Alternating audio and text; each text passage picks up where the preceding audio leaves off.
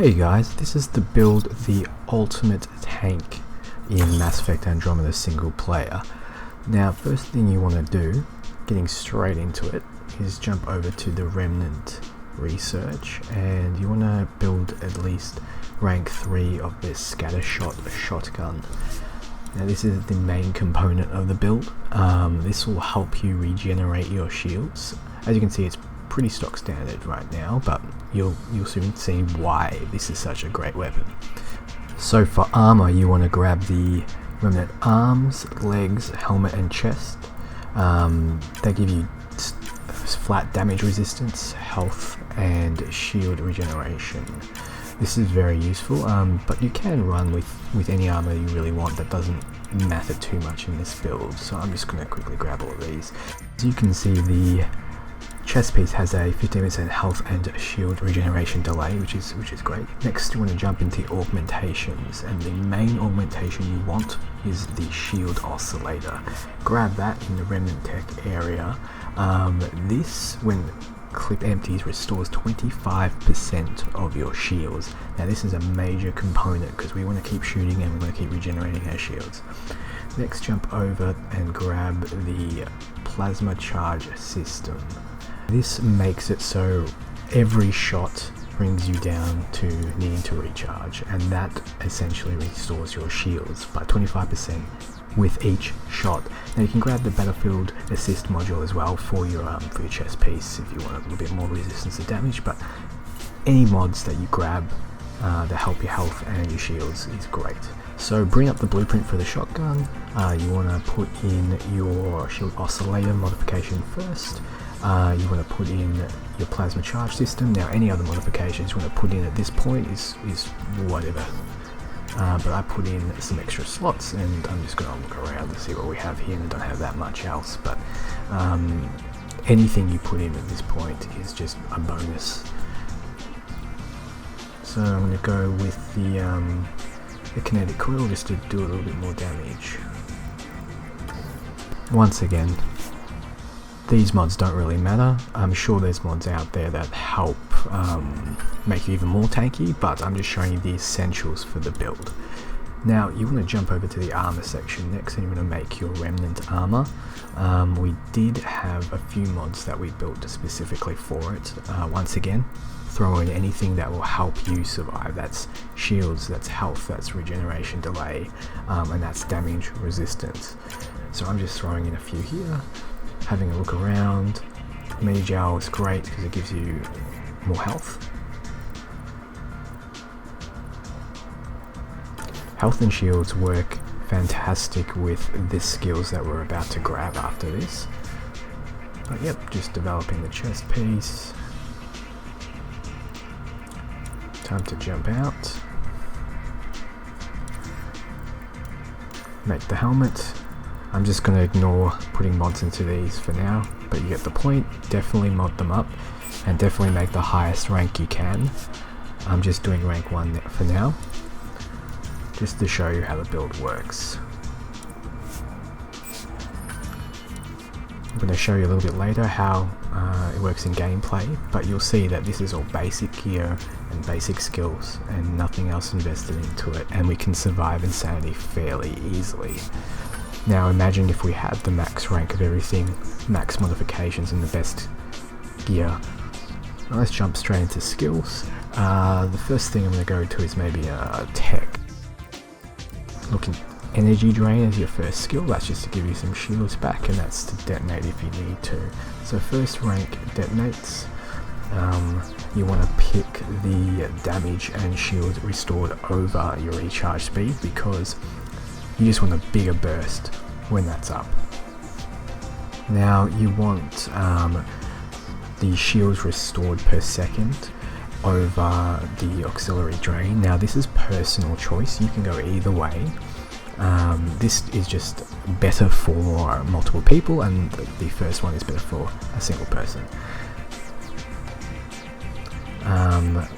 We also want to grab the damage boost for rank 6 over the team drain. We don't really care about our allies at this point, they can take care of themselves. 1 point of Tactical Cloak is really needed, but you can put more in if you want regeneration. Then we go into team support, get the first 3. That's to help you and your team survive, though the your team survive part doesn't really matter that much.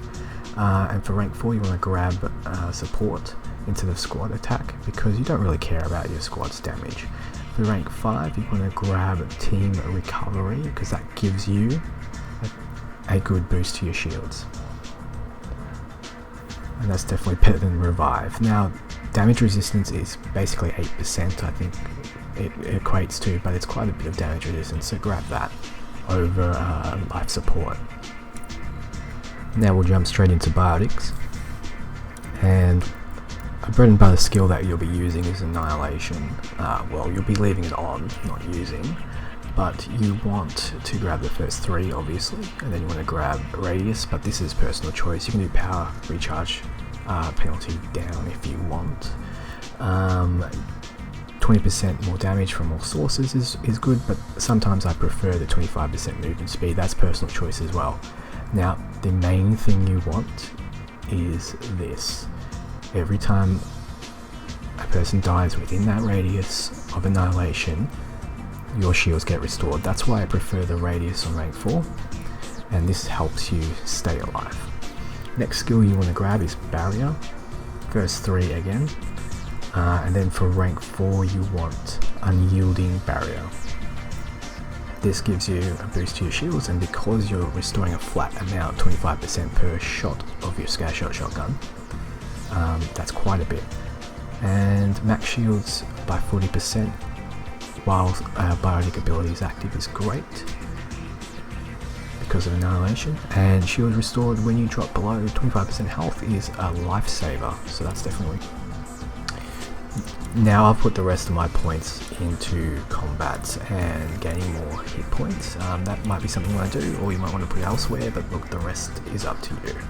Now my personal preference for the profile is the Sentinel, and that's because of that tech armor. It absorbs quite a bit of damage and gives you quite a bit more shields when you use your tech abilities.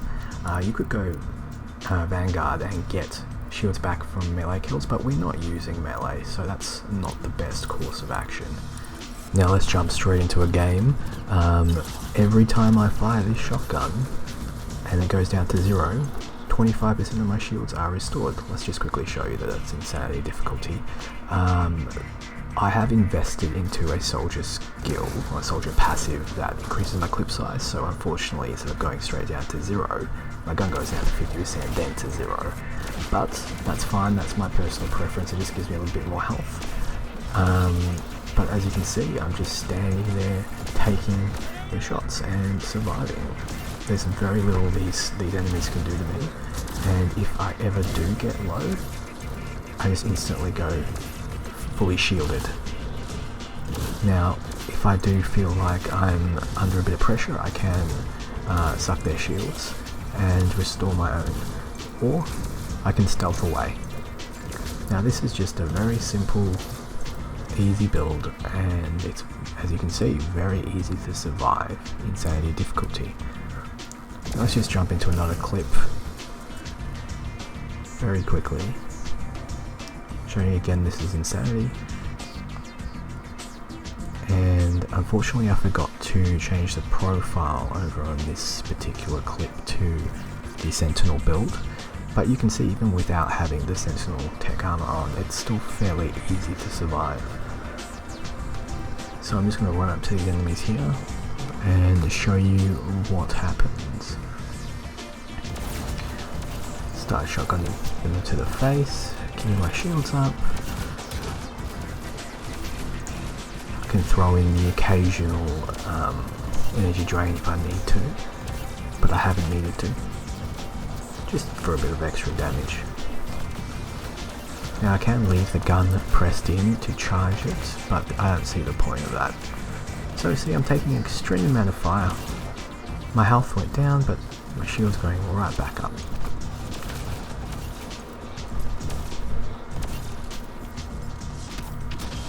So now it's just a matter of cleaning up. So as you can see, really simple build, yet with rank 1 armor and a rank 3 gun, it's almost impossible to die. So with better gear and with more skills invested in passives, you can become quite literally a god that's unkillable. And, you know, bar some world bosses and bar some specific enemies. But if you're smart, you won't even need to get behind cover. Now, a bit of a bonus here, a great fusion mod to get is the fusion mod of shielding that increases your max shields, and because you work off a percentage that's restored, it restores quite a bit more, which just combos well with your build. Thanks a lot for watching, guys. Please remember to like, comment and share this video. It helps a lot, and I have a lot of great new content coming out very soon.